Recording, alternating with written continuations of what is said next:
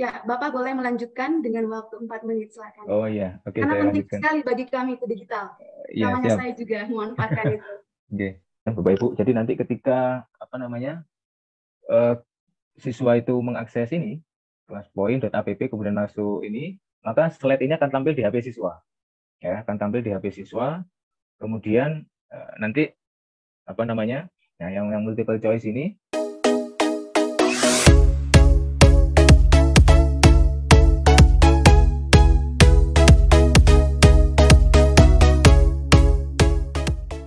Silahkan membuat pertanyaan kepada pemateri pertama, pemateri kedua, lalu akan sampai kepada pemateri ketiga ini yang akan disampaikan oleh Bapak Sahya Hussein, dosen UIN Maulana Malik Ibrahim Malang.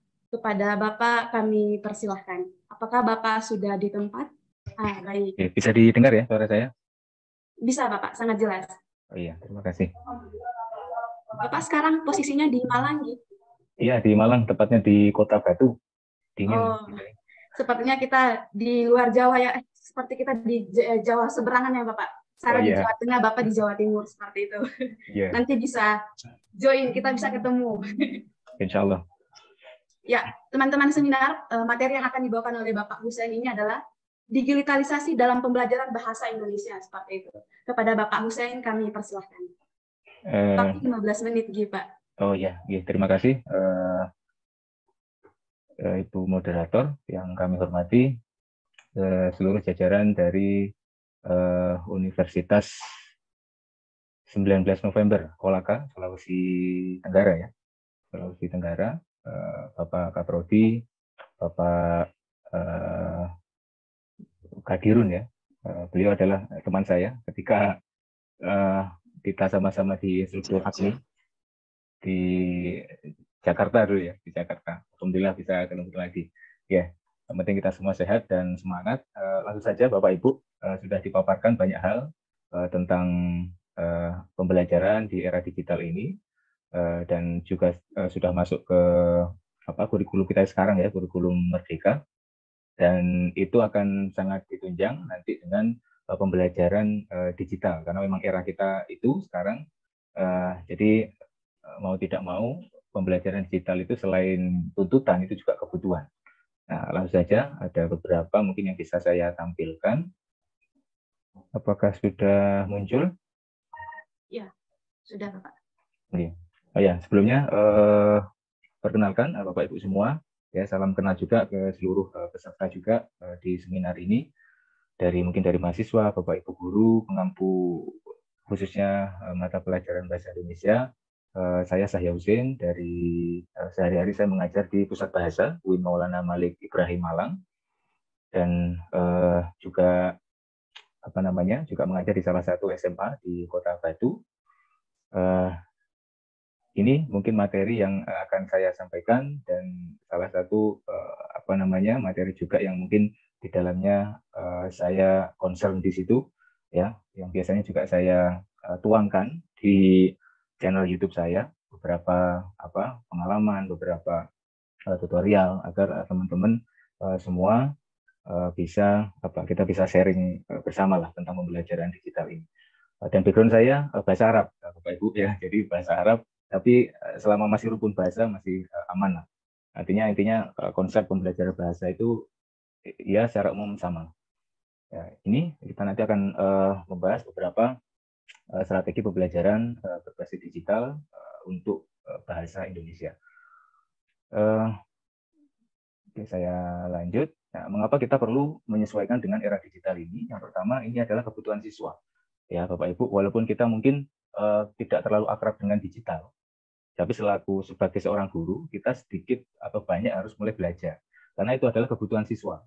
Dan siswa kita sekarang itu mereka adalah yang dinamakan itu digital native. Digital native itu mereka itu lahir itu sudah di era digital gitu.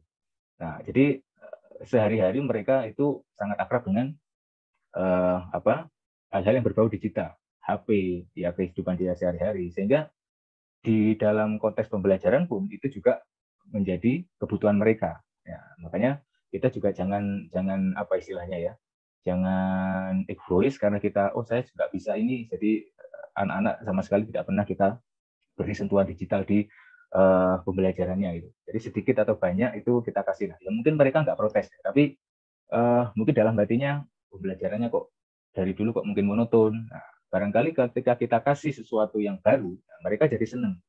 Nah, itu jadi pertama sentuhan digital di pembelajaran itu adalah kebutuhan siswa. Yang kedua itu adalah ada aspek kemudahan ya, dan kecepatan akses. Di di internet banyak sekali materi yang bisa kita ambil dan itu bisa kita akses dengan cepat ya, bisa cepat. Apalagi sekarang ada apa istilahnya yang lagi ngetren sekarang adalah AI ya, artificial intelligence, kecerdasan buatan, yang kalau misalnya bikin soal itu tinggal klik ya kita sudah bikinkan soal itu ya. Nah, nanti bisa kita sharing. Kemudian ada kreasi ya, inovasi pembelajaran, dan sangat cepat sekali ya, sangat cepat sekali ini perjalanan atau pergerakan dari inovasi pembelajaran ini, khususnya platform-platform pembelajaran itu sangat cepat sekali ya. Hitungan bulan, hitungan ini sudah banyak hal yang baru muncul gitu. Nah, jadi kita juga harus terus belajar di sini. Kemudian selanjutnya ada sumber belajar yang variatif ya. Jadi tidak hanya dari buku, tapi juga kita juga mengambil sumber belajar dari platform digital ini yang lebih variatif agar juga siswa tidak bosan dan juga menerima hal yang baru gitu. Yang terakhir itu sebagai ice breaking. Nah, ini saya bisa mengatakan ini karena memang saya juga sudah sering menerapkan dalam kelas ya. Kita sebenarnya belajar, tapi mereka ternyata juga senang gitu. Ya. Jadi kita tujuannya mereview pembelajaran, tapi karena kita pakai sebuah platform digital tertentu, jadi siswa itu jadi senang gitu. Jadi belajar senang. Jadi awalnya mungkin sedang jenuh, sedang kelasnya sedang sepi, males gitu. Nah, kita pakai ini jadi ramai lagi. Itu juga berguna untuk ice breaking bagi siswa. Itu. Kemudian walaupun demikian, itu pasti ada hambatan di dalam perjalanannya ya, ketika kita menerapkan platform digital itu. Yang pertama, kendala perangkat.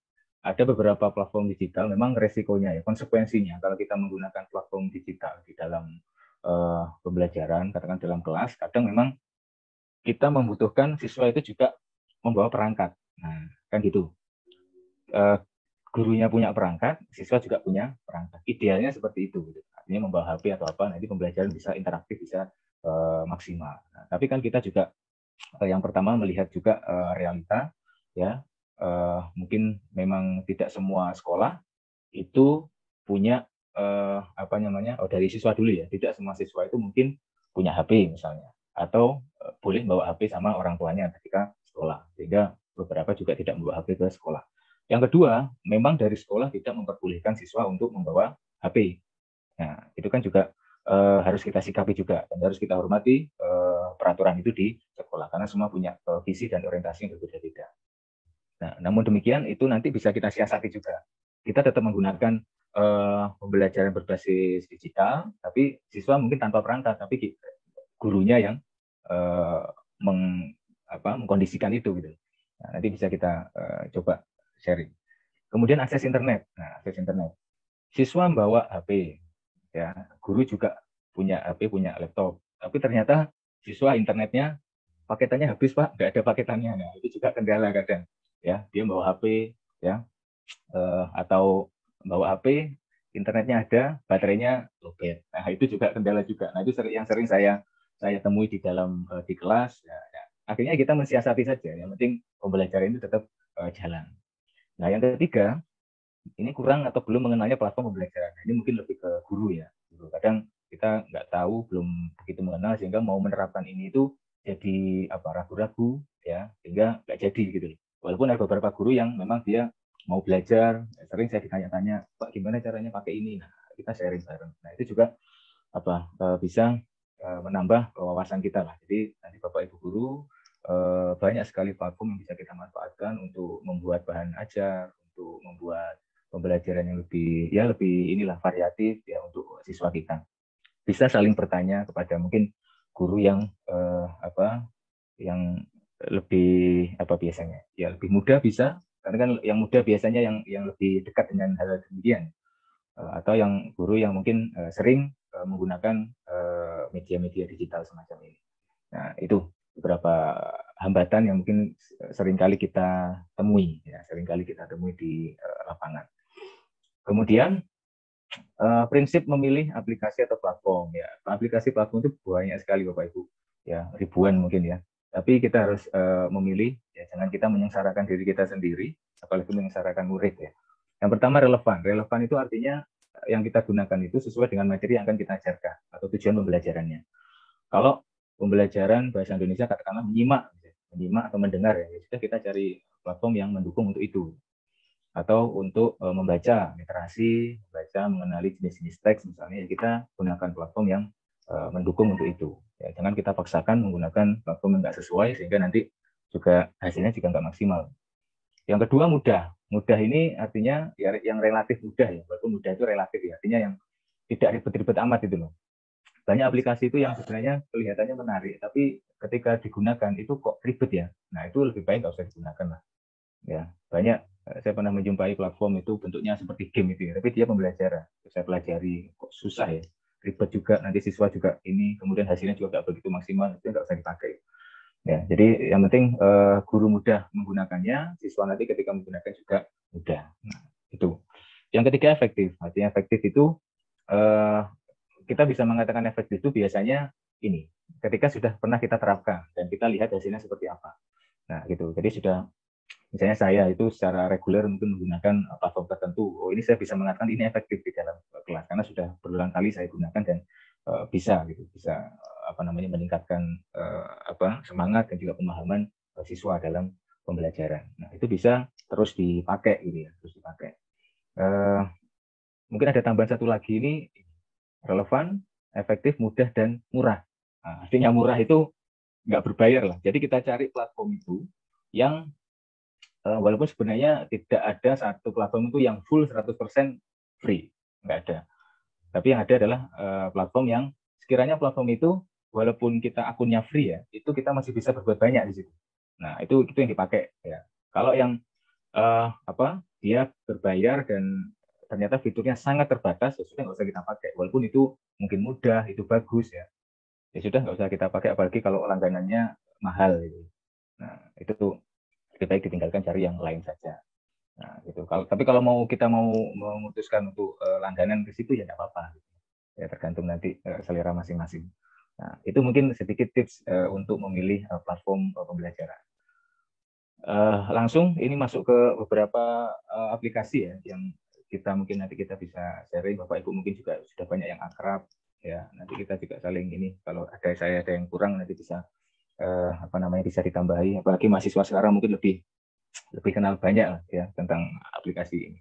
Yang pertama ini saya kelompokkan, ada platform untuk membuat bahan ajar atau media pembelajaran, terus nanti ada untuk gamifikasi. Gamifikasi itu untuk membuat permainan di kelas ya, platform.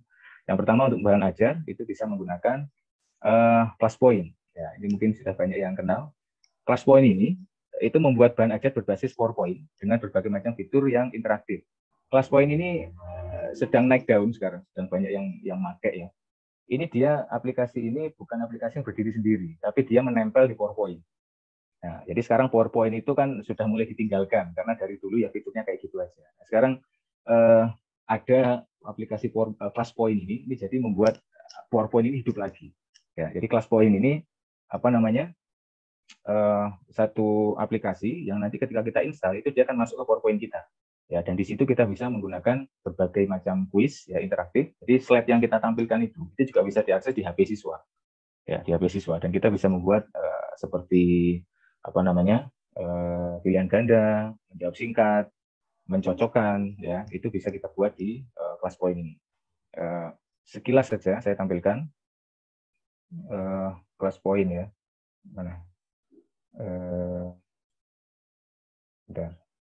Kemarin saya buat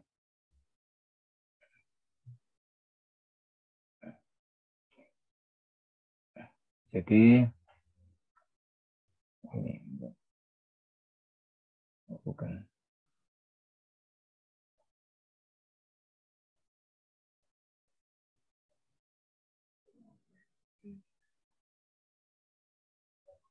Nah, jadi ClassPoint ini Juga kalau kita nggak memungkinkan siswa membawa perangkat, ini juga bisa kita gunakan untuk siswa untuk pembelajaran yang siswa tidak perlu membawa perangkat ya. Jadi bisa kita siasati nanti. Misalnya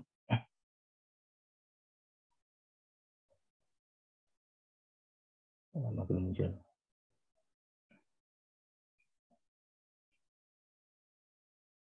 Nah ini, apakah sudah tampil?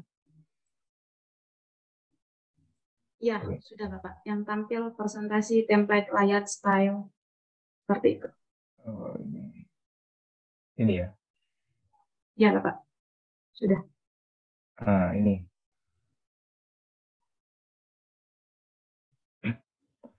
Nah, jadi kita bisa buat apa ya di presentasi itu di PowerPoint kita buat materi misalnya ini. Ini yang nanti calonnya untuk pilihan ganda. Misalnya kita buat slide modelnya kayak gini. Yang bukan jenis majas, fiksi, metafora, personifikasi misalnya. Kemudian, nah nanti kalau kita sudah install ClassPoint itu dia akan muncul di sini. Di atas ya, atas ini ada ClassPoint. Dia akan muncul di sini ClassPoint-nya. Di bagian atas paling kanan. Nah, di sini kan ada multiple choice, word cloud, short answer, dan lain sebagainya. Nah, jadi nanti kalau ini bentuknya nanti pilihan ganda, tinggal kita klik multiple choice ini. Multiple choice, kemudian nanti akan muncul, ya. Ini jumlah pilihannya kan ada 3, berarti kita pilih 3. Kemudian nanti izinkan memilih bisa di 1, kita matikan. Sudah. Nah, sudah seperti ini, sudah kita tutup. Nah, gitu. Jadi di sini ada tombol ini ya, ada tombol multiple choice di sini. Nah, caranya bagaimana? Nah, coba mungkin kita demonstrasikan sebentar ya, Bapak Ibu. Jadi nanti mungkin beberapa biar kita tahu sedikit lah. Kalau ini, misalnya ini short answer. Nah ini short answer itu nanti dia akan menulis. Ya, jadi nanti yang slide ini itu siswa suruh menulis, suruh bikin kalimat dari gambar ini kira-kira kalimatnya apa? Suruh bikin kalimat dari gambar dari ilustrasi ini. Ahmad pergi kemana jam berapa misalnya? Ya nanti ditulis. Nah ini saya taruh sini, saya tutup. Nah untuk menerapkan ke siswa, kalau ini siswanya pegang HP ya, pegang apa namanya perangkat, kita slideshow. Slideshow itu di bawahnya atau F5 ya. Dan ini online ya Bapak Ibu. Jadi ClassPoint ini online dia sifatnya. Jadi harus terkoneksi dengan internet. Mana ini? Nah, ketika slideshow kita ini ya di pojok itu ada kelas kode. Di pojok kanan itu akan muncul kelas kode. Nah, itu nanti kodenya yang akan masuk ke yang akan dimasukkan peserta. Ya, misalnya ini diklik saja. Untuk yang gratis, ini kan modenya gratis ya. Kalau yang gratis itu terbatas ini ya. Usernya itu siswa yang bisa gabung itu 20 siswa. Ya, 20 siswa. Nah, jadi nanti ketika seperti ini, siswa suruh ngakses ini www.classpoint.app ya. Kemudian masukkan kode 87767. Ini kok demo kelas ini ya. Ini kelasnya bisa kita ganti sebenarnya.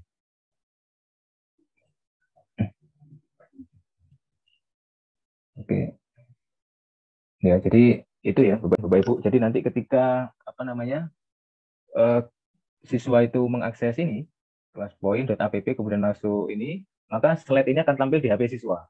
Ya, akan tampil di HP siswa. Kemudian nanti apa namanya?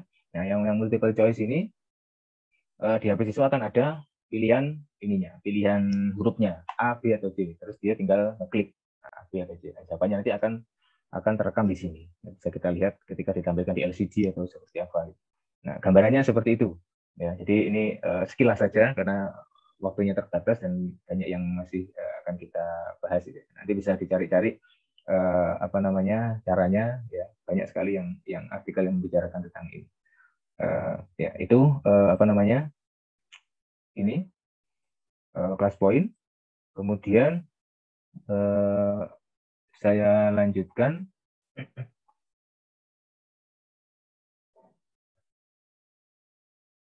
Oke.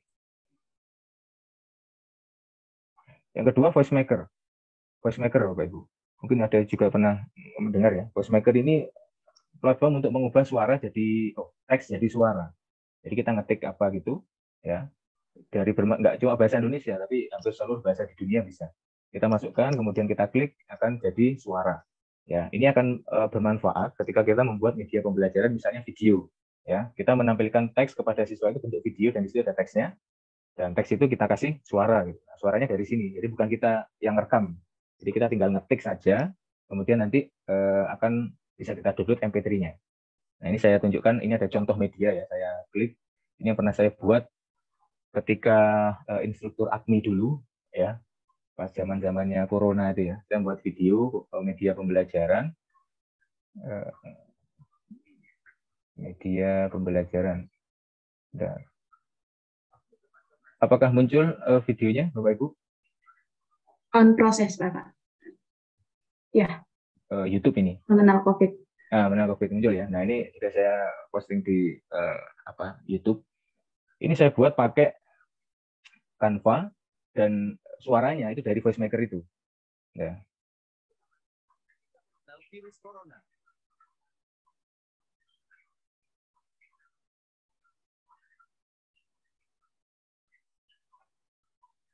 Ya. Virus corona atau dikenal dengan COVID-19 adalah virus jenis baru yang ditemukan. Nah, ini contohnya seperti itu. Jadi bikin video, ada teksnya, kemudian kita kasih suara. Nah, suaranya bisa kita buat pakai voice maker itu. Atau kita gunakan untuk media yang lain. Ya, itu bisa. Nah, itu sekilas tentang voice maker. Kemudian, mana tadi slide saya ya.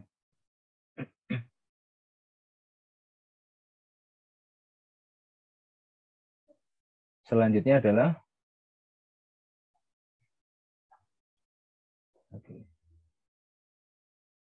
setelah voice maker adalah ini. Oh ya, Canva itu sendiri ya. Canva itu sendiri. Nah, ini kalau ini pasti saya yakin semua kenal. Ya, Canva membuat berbagai macam bahan ajar seperti LKPD, komik, video pembelajaran, kartu, ya, dan lain sebagainya. Dan masih banyak sekali fitur-fitur Canva yang mendukung untuk pembelajaran. Seperti kalau kita ingin membuat presentasi yang agar wajah kita tampak misalnya, itu juga bisa dibuat di Canva.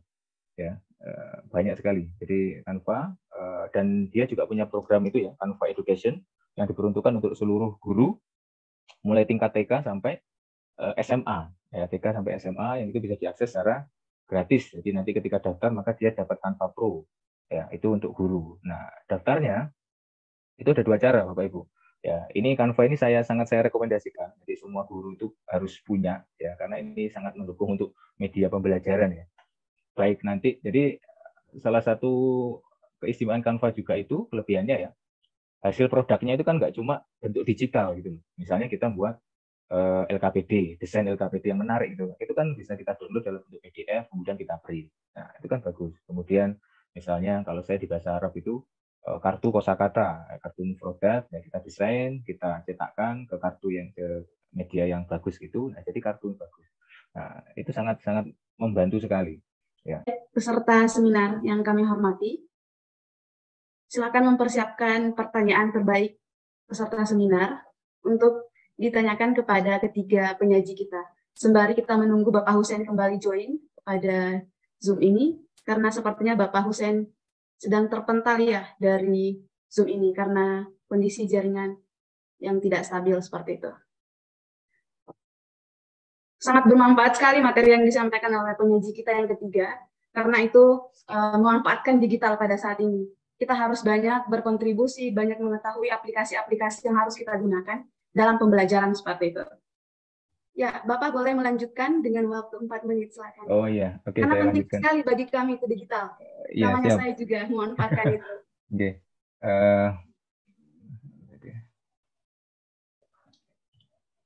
Saya lanjutkan sebentar, Bapak Ibu. Mohon maaf tadi ada kendala. Saya lanjutkan di Canva ini. Ya. Jadi mendaftar Canva Education itu bisa melalui dokumen tadi, kemudian yang kedua bisa melalui akun belajar ID. Ini bagi guru yang sudah terdaftar di Dapodik. Ya, itu otomatis dia akan punya akun ini, tinggal nanti diaktifkan. Bisa meminta tolong ke Malah operator turun. sekolah, ya, ke operator sekolah. Kamu marah turun nggak? Kemudian yang keempat adalah quizzes. Quizzes ini untuk membuat presentasi. Jadi kalau dulu quiz itu cuma membuat ini ya, membuat quiz pertanyaan, tapi sekarang dia punya fitur presentasi. Artinya kita bisa membuat presentasi, misalnya teks seperti itu. Kemudian di sela-sela teks itu kita sisipkan quiz. Ya, bisa pilihan ganda, jawaban singkat, atau jenis soal yang lain, yaitu di Quizizz. Ya, Quizizz ini salah satu platform yang sangat populer di Indonesia, dan ini kalau mau langganan itu juga tergolong murah ya, tergolong murah. Itu sekitar berapa ya? Dulu saya pernah itu 360.000 satu tahun. Ya, ya dia memang punya ini ya, punya visi untuk ini membantu dunia pendidikan juga. Itu Quizizz ya, saya kira juga ini sudah populer. Nanti tinggal kita apa namanya cari lagi cara-caranya. Nah, yang bagian kedua ini ada platform untuk membuat gamifikasi pembelajaran. Artinya dengan platform ini kita membuat pembelajaran itu lebih inilah seperti apa ya, ice breaking ya, pembelajaran apa namanya permainan ya, itu bisa kita gunakan platform-platform ini. Yang pertama ada Quizlet. Quizlet ini lebih mendukung ya. Kalau Quizlet ini sebenarnya dia platform untuk membuat flashcard. Flashcard itu nanti kita masukkan kata, nanti ada gambar gitu. Jadi nanti semacam apa ya? Ini biasanya saya gunakan untuk ini mengenalkan kosakata ke anak-anak. Jadi bahasa Arabnya ini, kemudian saya kasih gambar ini. Nah, jadi semacam itu. Nah, kemudian setelah kita membuat materi itu, kita bisa mainkan kuisnya gitu. Dan kuisnya sangat sangat seru sekali. Yang bisa dimainkan secara individu maupun tim. Tapi ini harus ini ya, siswa harus membawa perangkat kalau ini. Siswa harus membawa perangkat untuk memainkan live quiznya ini. Itu Quizlet. Kemudian yang kedua ada Educaplay. Educaplay ini dia platform untuk membuat berbagai macam game pembelajaran ya. Banyak satu, banyak sekali ya, yang bisa kita sesuaikan dengan kebutuhan kita nanti. Ya, ada apa? Acak kata, ada TTS, ada apa namanya? Mengisi bagian yang kosong ya, fill the blank itu ya. Jadi ada teks nanti paragraf, nanti ada bagian mana yang ingin kita hilangkan, nanti siswa akan mengisi di situ ya. Kemudian apa namanya? Ada juga yang fitur terbaru itu ini apa namanya?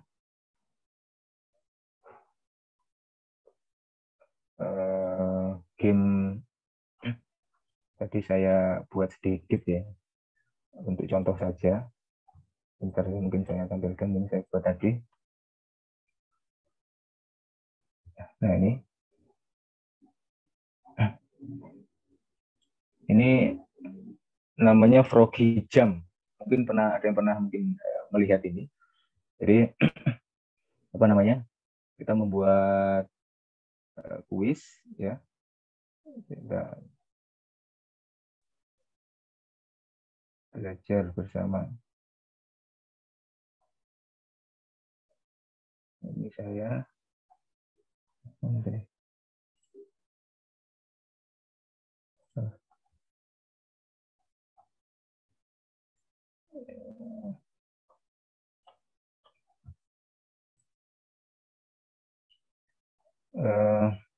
Ibu.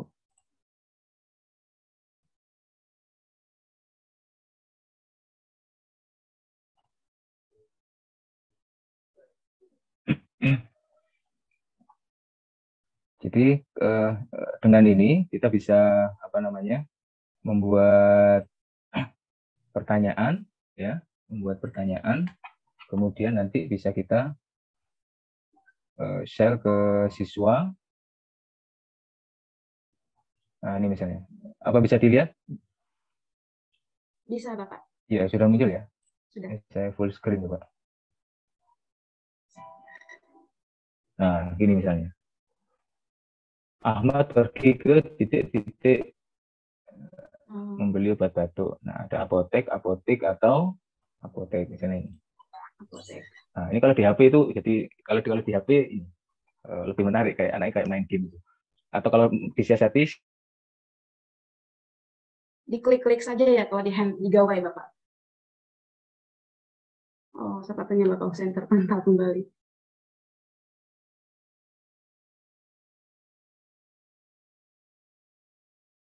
Bagaimana panitia? Mohon kembali dihubungi Bapak Husein. Karena ini menarik ya, tentang aplikasi-aplikasi yang digunakan dalam pembelajaran. Sangat bermanfaat untuk kita semua, terkhususnya kepada saya juga, untuk penggunaan aplikasi-aplikasi ini. Kepada Bapak Ibu Guru yang dalam seminar ini memanfaatkan platform-platform dan aplikasi-aplikasi digital ini dalam pembelajaran itu sudah waktunya pada sekarang, seperti itu.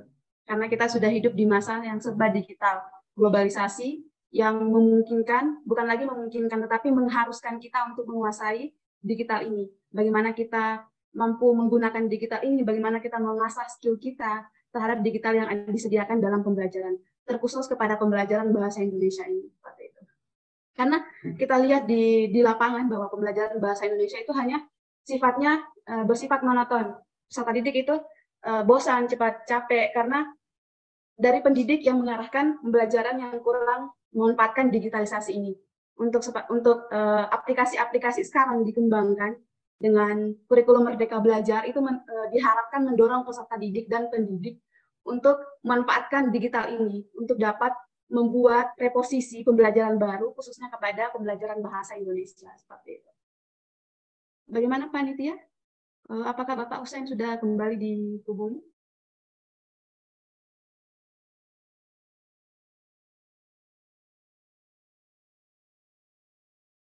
Sekarang di Sulawesi sudah 11.17 ya. Baik, acara pada pemaparan materi ketiga sangat disayangkan harus diselesaikan. Mengingat waktu, Bapak Husein sudah bergabung kembali. Oh iya, mohon maaf ya. Terpantau kembali Bapak. Mohon untuk ini. Okay. Penyajian materinya sangat bermanfaat, tapi Bapak terbatasi oleh waktu seperti itu. Oh iya, siap. Iya, terima kasih.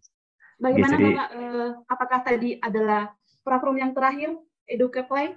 Lalu ada platform lagi? Ada kayaknya tinggal berapa ya? Tinggal satu, tinggal dua kayaknya. Ya, mungkin sekilas saja ya. Baik. Oke, ini apakah sudah kelihatan? Sudah. Sudah ya. EduCaplay ini sudah tadi kurang lebih seperti itu. Ini ada BlueCat. Oh, BlueKit yang bacanya BlueKit. BlueKit ini kuis interaktif. Ini harus bawa perangkat anak-anak. Sistemnya seperti mirip kuis ranking 1. Jadi kita nanti membuat pertanyaan, kemudian nanti siswa bergabung di kuis kita. Nanti ketika kita mulai, sistem akan saling ini mempertemukan gitu ya. Jadi si A sama si B, si C sama si D kayak versus gitu melawan gitu. Jadi nanti yang dia kalah, dia akan salah atau kalah cepat, dia akan akan keluar dari permainan. Ya, artinya tapi dia tetap bisa melihat soalnya di situ. Nah, sampai akhirnya nanti ada yang juara 1. Nah, ini sangat seru sekali. Ini sering saya gunakan juga untuk mengawali pembelajaran atau sekedar untuk review. Bluekit.com kalau salah ya. Bluekit.com nanti bisa dicari dan dipelajari. Kemudian yang terakhir GameKit. Nah, GameKit ini juga sangat bagus. Ini manfaatnya untuk ini, fiturnya kolaborasi ya. Jadi siswa itu nanti latihan dia membuat soal ya, membuat soal mungkin satu saja. Jadi nanti kan siswa bergabung di kuis kita, dia itu masing-masing siswa disuruh menulis soal ya, menulis soal tentang apapun, mungkin tentang materi yang pernah kita ajarkan, dia menulis soal, kemudian nanti disubmit. Nah, nanti setiap soal yang disubmit siswa itu kan masuk ke kita. Nah, setelah masuk semua, katakanlah di kelas ada 30 siswa, berarti nanti ada 30 soal yang masuk ke kita. Ya. Nah, ketika semua sudah membuat soal, membuat pertanyaan gitu untuk kita mulai, nanti siswa akan mengerjakan 30 soal itu, masing-masing siswa. Jadi siswa akan mengerjakan soal yang dibuat oleh temannya. Ya. Jadi temannya buat soal itu kan 30 siswa satu kelas, nanti ya semua siswa akan mengerjakan 30 soal itu. Nah, itu sangat menarik sekali, dan ditambah fiturnya ada ini ya, tampilan seperti game gitu. Jadi teman-teman juga senang. Nah, itu pakai gamekit.com. Nah, nanti bisa dipelajari. Jadi kalau pakai ini, guru itu nggak repot menyiapkan latihan. Jadi yang bikin soal anak-anak ya. Artinya latihan pemahaman dia, bikin soal sederhana saja, nanti dikerjakan. Jadi siswa akan saling mengerjakan soal yang dibuat oleh temannya. Itu GameKit.